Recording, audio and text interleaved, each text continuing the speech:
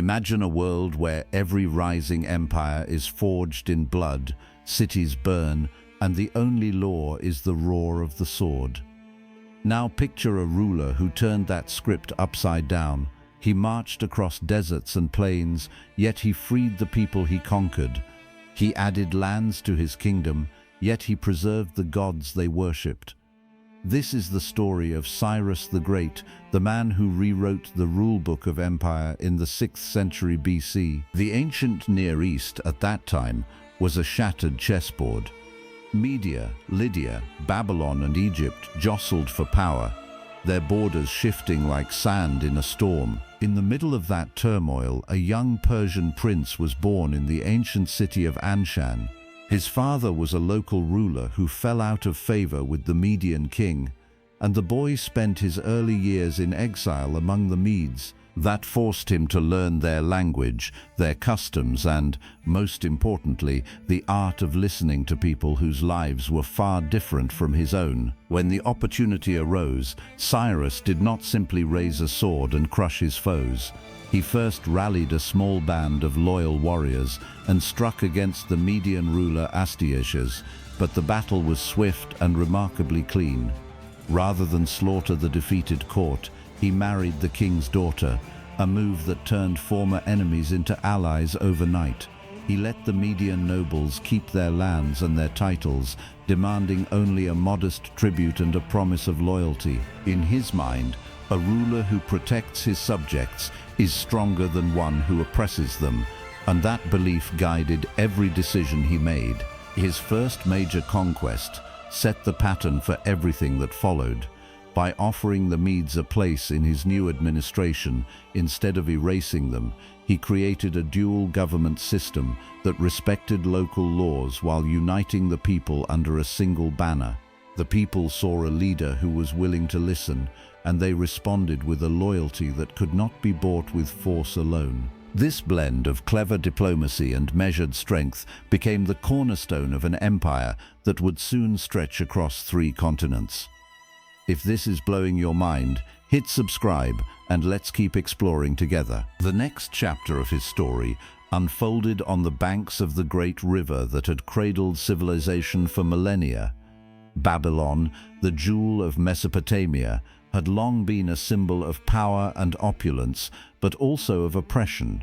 Its king, a ruler whose name echoed through the ages, had demanded tribute and demanded worship of his own gods. Cyrus approached the city not with a siege engine, but with a messenger bearing a simple invitation. The exiled priests of the ancient deities, weary of persecution, saw in him a chance for renewal.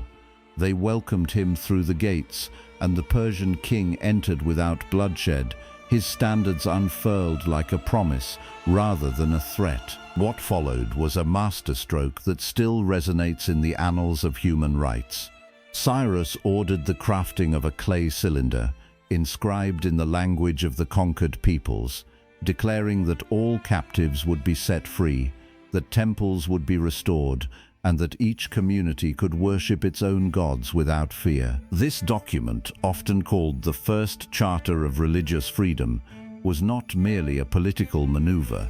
It was a statement that the strength of an empire could be measured by the generosity of its ruler. By freeing the slaves and returning the sacred statues, he turned former enemies into eager supporters, and the people of Babylon began to see Persia not as a foreign invader, but as a guardian of their traditions. That moment of compassion rippled outward, shaping the next phase of his expansion. When the sun set over the lush valleys of the Nile, the Egyptian kingdom stood as the last great bastion of the ancient world. Yet even there, Cyrus did not raise a sword to crush the pharaohs. He sent envoys bearing gifts and respectful letters, acknowledging the supreme god of the sun and the deep reverence the Egyptians held for their own pantheon. The local ruler, recognizing the wisdom of a ruler who honored his deities, accepted a place within the Persian sphere while retaining his title and the rituals that defined Egyptian identity. By allowing the priests of Ammon to continue their rites, and by preserving the grand monuments that had defined the civilization for centuries, Cyrus ensured that Egypt's cultural heart kept beating, now in rhythm with the broader Persian rhythm. Beyond the symbolic gestures, the Persian administration set in motion an infrastructure that would bind these distant lands together like never before. A great road stretched from the rugged highlands of the east to the fertile plains of the west, a highway of stone and sand that allowed messengers to ride swift as the wind. Along this road, relay stations sprouted at regular intervals, where fresh horses waited for couriers bearing royal decrees, news, and tribute. The standardization of weights and measures meant that a merchant in the bustling market of Babylon could trade with a farmer on the banks of the Euphrates without confusion. This network of communication and commerce turned the empire into a living organism, each part supporting the other, each culture adding its own flavor to a shared destiny. The impact of Cyrus's policies did not end with his own lifetime. When the Greeks later chronicled the rise of their own city-states, they spoke of a Persian king who treated his subjects with fairness, a ruler whose name became synonymous with wise governance. Roman writers, centuries later, referred to the Persian Charter as a model of enlightened rule, and scholars across the ages have pointed to the cylinder as a precursor to modern concepts of human rights. Even the modern nation that now occupies the heart of his former realm draws upon this legacy, invoking the memory of a leader who united peoples not by force alone, but by respect, not by fear, but by shared purpose. So what can we learn from a man who lived more than 2.5 millennia ago?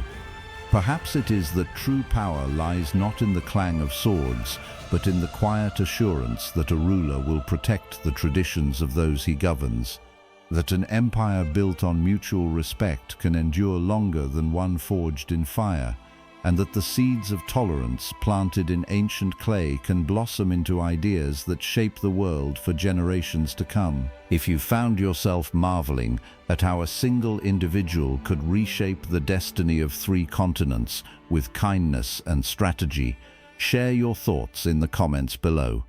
Do you think modern leaders could learn from Cyrus's example? How would you feel if your own culture were respected by a conquering power? I'd love to hear your perspective. For more journeys into the past that illuminate the present, consider joining the community. A simple click to like, share, and subscribe helps keep these stories alive, and your support encourages deeper dives into the moments that have defined humanity.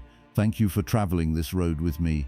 Together we'll continue to uncover the hidden chapters of history, one story at a time.